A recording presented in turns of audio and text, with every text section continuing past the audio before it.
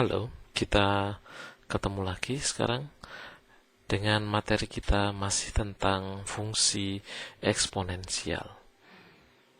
Kita bicarakan tentang aplikasi dari sebuah fungsi eksponensial, dalam hal ini adalah dalam kaitannya dengan perhitungan bunga dari sebuah bank. Jadi Anda perhatikan, dan mungkin Anda sudah pernah mengalami, Anda juga bisa menghitung sendiri bagaimana cara menghitung bunga kalau Anda meletakkan uang Anda di sebuah bank. Dengan bunga yang sederhana, dengan model bunga ini, kita bisa menghitung bunga dari uang yang kita letakkan di bank itu adalah dengan rumusan seperti ini. Bunga didapati dari modal awal berapa? M, modal awal, lalu rate dari bunga per tahun yang ditetapkan oleh bank itu berapa, dan ini adalah jumlah tahunnya. Jadi Anda mendapatkan jumlah bunga Anda itu adalah modal awal Anda M dikalikan dengan rate bunga per tahun dikalikan dengan jumlah tahun di mana Anda meletakkan uang Anda di bank tersebut. Jadi kalau Anda 1 tahun maka T 1 tahun, 2 tahun maka T 2 tahun, 3 tahun maka T 3 tahun, dan seterusnya. Ini adalah proses perhitungan untuk bunga sederhana. Tapi akan lebih menarik lagi, aplikasi dari fungsi eksponensial itu adalah pada aplikasi untuk perhitungan bunga majemuk. Apa yang dimaksud dengan bunga majemuk? Kalau pada bunga sederhana, maka pada waktu Anda menghitung jumlah bunga Anda hanya menghitung berdasarkan modal awal saja. Nah, kalau bunga majemuk, jumlah bunga Anda itu bukan hanya dihitung berdasarkan modal awal, tetapi dihitung berdasarkan jumlah uang Anda pada tahun terakhir itu berapa. Atau dengan kata lain, jumlah uang Anda plus bunga pada tahun terakhir itu berapa, itu ikut dihitung nanti dia. Karena itu disebut dengan bunga majemuk. Mari kita perhatikan di sini. Misalkan sekarang pada tahun pertama.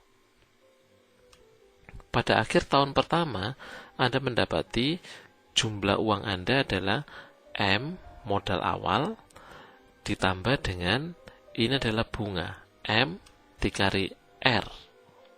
1 tahun ya, M dikali R. Sehingga jumlah uang Anda adalah modal awal ditambah dengan bunga.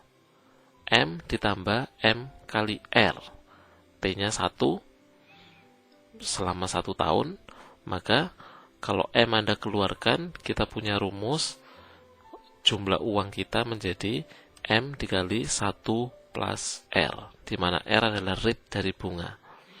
Sekarang bagaimana pada akhir tahun yang kedua?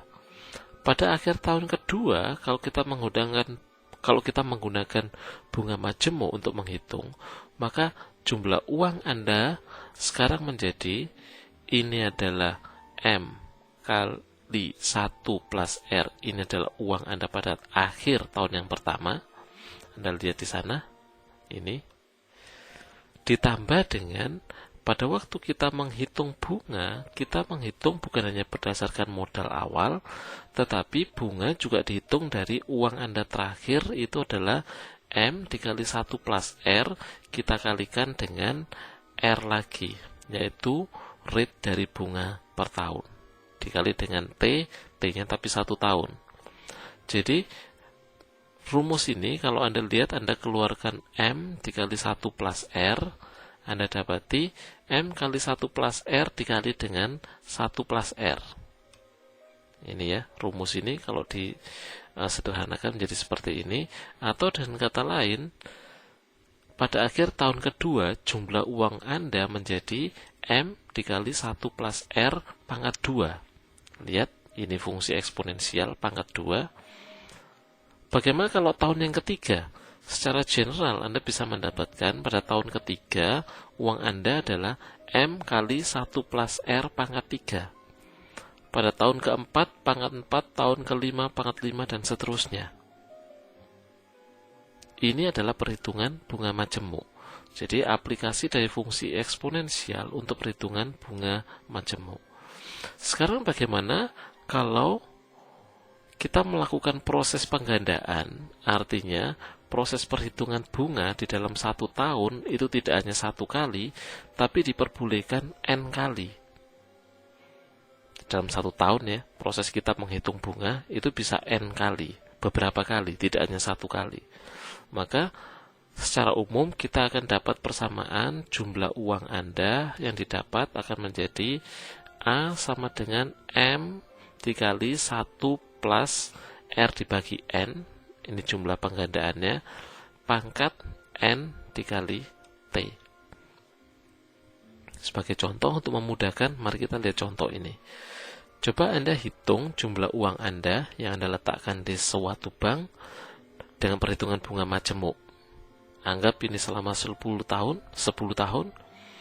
rate bunga yang ditetapkan oleh bank adalah 4%, lalu modal awal Anda adalah 5 juta, dan itu digandakan 4 kali dalam setahun. Artinya dalam 1 tahun itu terdapat 4 kali proses perhitungan berapa bunga Anda. Di dalam 1 tahun ada 4 kali. Sehingga kita masukkan di dalam rumus yang tadi, M 5 juta, M 5 juta, dikali 1 plus R-nya 4%, 0,04, dibagi 4, karena digandakan 4 kali, ini N 4 dikali 10 tahun. Maka Anda dapati 5 juta dikali 1,01 pangkat 40.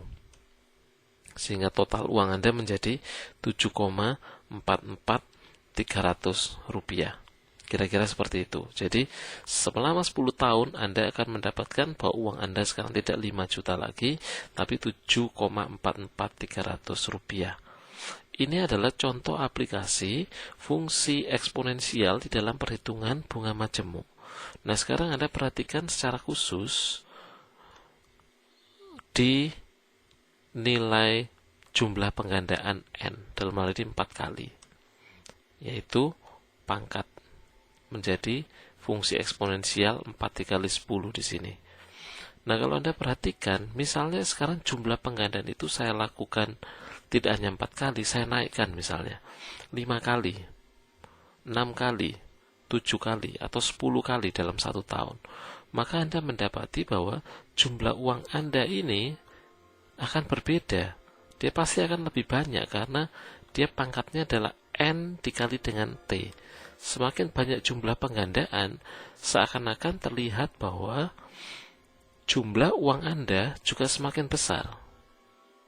Ya. Tetapi ternyata tidak demikian. Jadi saya tuliskan di situ, untuk kasus bunga majemuk, semakin banyak jumlah penggandaan, semakin banyak jumlah uang didapat. Tetapi ternyata terdapat batasan. Semakin Anda naikkan nilai N, jumlah uang Anda itu tidak akan semakin banyak. Pada titik tertentu, jumlah uang itu akan fix pada nilai tertentu. Jadi misalkan jumlah uang Anda sekarang 1 rupiah. Di sini 1 rupiah. Ini hanya untuk memudahkan aja. Kita membuat rumusan. Lalu anggap misalnya bunganya 100%. 1. Ini adalah N kali. Kalau Anda masukkan di dalam rumusan yang tadi, rumus di atas menjadi sederhana begini. M modalnya 1 dikali 1 plus R-nya 100%, jadi 1 dibagi N dipangkat N kali T-nya adalah 1. Misalkan 1 tahun. Kita anggap misalnya tahun pertama saja. Nah, sekarang kita coba dengan rumus ini, N kita naikkan perlahan-lahan sampai pada satu titik nilai N itu akan fix. Misalnya, perhatikan pada tabel yang sebelah kiri, N ini saya naikkan dari nilai 1, lalu sekarang 2, jumlah penggandaannya, lalu saya naikkan jadi 5, saya naikkan jadi 10, dalam 1 tahun ada 10 kali penggandaan, saya naikkan jadi 100 kali, saya naikkan jadi 1000 kali, saya naikkan jadi 10.000 kali, saya naikkan jadi 1 juta kali dalam 1 tahun. Tentu tidak akan ada bank yang akan melakukan hal ini, karena ini hanya contoh untuk menunjukkan bahwa secara matematis kalau n itu dinaikkan jumlahnya, maka nilai A itu akan fix pada satu nilai, yaitu 2,718. Anda naikkan berapapun, 1 juta, 10 juta, Anda naikkan lagi 100 juta, maka A, jumlah uang Anda akan fix 2,718. Nah, nilai 2,718 inilah seringkali kita sebut dengan bilangan natural atau seringkali disingkat dengan simbol E. Kenapa disebut bilangan natural? Karena bilangan ini muncul dalam banyak kasus, bukan hanya matematik bunga majemuk perhitungan kita ini, tapi nanti dalam ilmu fisika, di dalam ilmu-ilmu yang lain, bilangan natural ini selalu muncul. Karena itu nilai 2,718 sepadan dengan E itu selalu muncul. Karena itu disebut sebagai bilangan natural. Kalau saya gambarkan secara grafik, Y 2 pangkat X itu adalah yang merah, sedangkan Y sama dengan E pangkat X itu yang biru, sedangkan Y sama dengan 3 pangkat X itu adalah yang hitam. Anda lihat posisi Y sama dengan E pangkat X, karena E-nya 2,718, maka dia terletak di antara Y sama dengan 2 pangkat X dan Y sama dengan 3 pangkat X. Secara grafik seperti ini. Nah, sekarang mari kita lihat dari dua pembelajaran tentang fungsi eksponensial tadi. Mari kita lihat contoh case soal yang harus Anda selesaikan. Misalnya yang pertama di sini 2 pangkat 3 dikurangi X sama dengan 8.